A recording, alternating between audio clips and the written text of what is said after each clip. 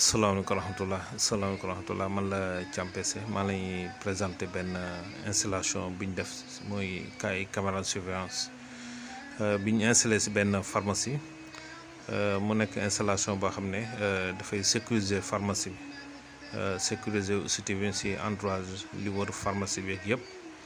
nga xam ne liy dugg ak li génn lépp da koy surveiller si 24 heures sur 24.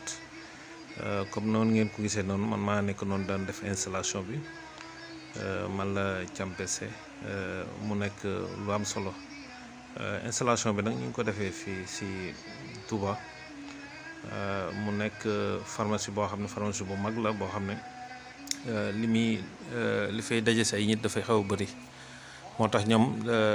seen liggéey dafa laaj si wàllu surveillance du gardien rek moo doy. waaye du tee tamit gardien bi day surveiller en même temps tamit caméra yi day surveiller mu nekk loo xam ne dafa dëppook jamono parce que jamono ji ñu toll nii dafa laaj bu baax a baax si kaaraange si fànn yëpp boo xam ne fépp foo xam ne alal dafay jóge wala alal di fa dem yoon la ay surveillance am solo lool ñu mën ko faa jëmmal comme ni ngeen ko gisee noonu. Écran beeg DVR yeeg ak yenn raccordement yi nga xam ne moom lañ def ak golot yeeg yëpp comme ni ngeen ko gisee mu nekk lu am solo di leen présenté di ñaan si kàttan yàlla su borom def ñu jàmm di leen jaar bu baax a baax